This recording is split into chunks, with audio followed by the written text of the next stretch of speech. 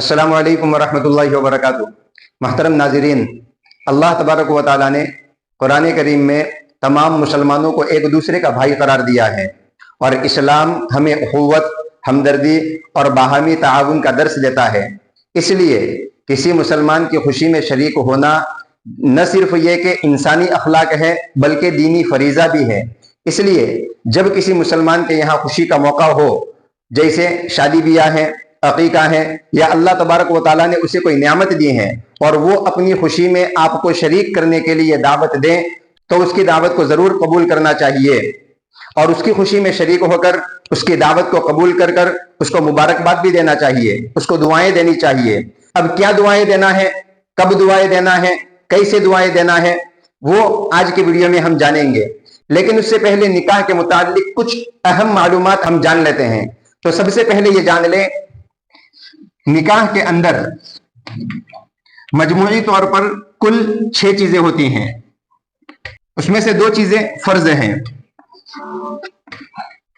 एक चीज वाजिब है और 3 चीजें सुन्नत हैं। जो 2 फर्ज हैं उनमें पहला फर्ज 2 मुसलमान मर्दों का बतौर गवाह रहना और दूसरी चीज है ईजाबो कबूल करना। ईजाबो कबूल करना यानी निकाह के अंदर ये दोनों चीजें फर्ज है। जब निकाह हो कम अज कम 2 मुसलमान मर्द बतौर गवाह रहना जरूरी है और दूसरा फर्ज है ईजाबो कबूल करना। एक चीज वाजिब है और वो है हक्के महर, लड़के की तरफ से लड़की को बतौर महर कुछ रकम देना, ये वाजिब है निकाह में। और 3 चीजें सुन्नत हैं। पहली है निकाह का खुतबा पढ़ना, निकाह का खुतबा पढ़ना। अब एक मसला याद रखें, जो लोग मजलिसे निकाह में मौजूद होते हैं, हाजिर रहते हैं, उनके लिए जब निकाह का खुतबा पढ़ना शुरू हो जाए तो खुतबे का सुनना जिस तरह जुमे के अंदर वाजिब है, इसी तरह निकाह का खुतबा सुनना भी उनके लिए वाजिब है। तो पहली चीज सुन्नतों में है निकाह का खुतबा पढ़ना। दूसरी चीज है छुआरे तकसीम करना, छुआरे तकसीम करना। और तीसरी चीज है हस्बे इस्तिताअत वलीमा करना। निकाह हो जाने के बाद अल्लाह ने जितनी हैसियत दी है, जितनी कुदरत और ताकत दी है, अपनी इस्तिताअत और ताकत के मुताबिक वलीमा करना, यह सुन्नत है। तो ये चीजें याद रखने की है। अब हम मुबारकबादी देने के अल्फाज की तरफ जाते हैं कि किन अल्फाज में हम मुबारकबादी दें, कौन से अल्फाज मुबारकबादी के लिए इस्तेमाल करें। देखिए, बाज मर्तबा हैप्पी मैरिज, शादी मुबारक, इस तरह के अल्फाज हम कह देते हैं, लेकिन उसमें वो नूरानियत नहीं होती जो अल्लाह के नबी सल्लल्लाहु अलैहि वसल्लम के अल्फाज और आपके मफहूम में होती है।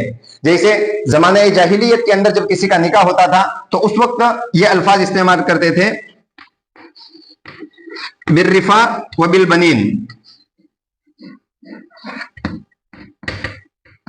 बिर्रिफा व बिल बनीन, इस तरह के अल्फाज इस्तेमाल करते थे।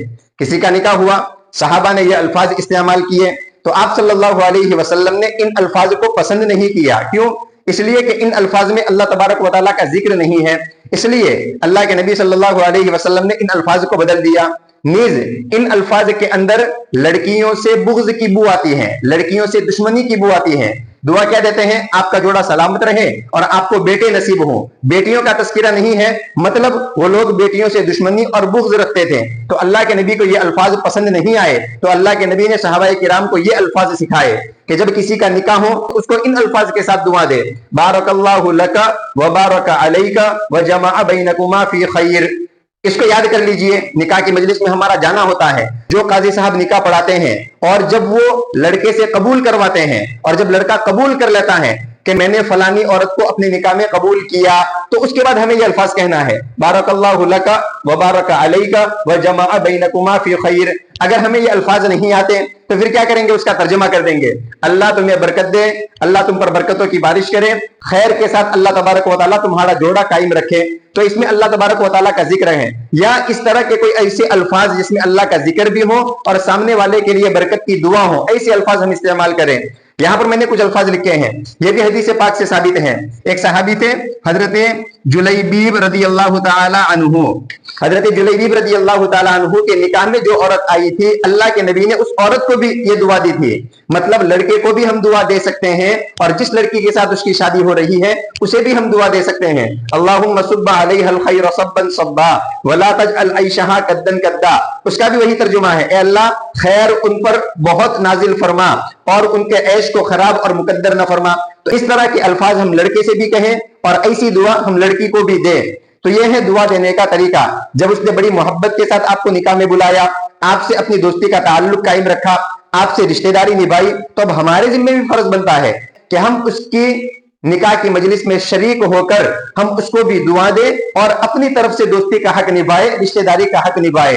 अल्लाह तबारक व तआला हमें सही सही दुआ देने की तौफीक नसीब फरमाए और इस्लाम के मुताबिक अपनी जिंदगी बनाने की अल्लाह तौफीक नसीब फरमाए।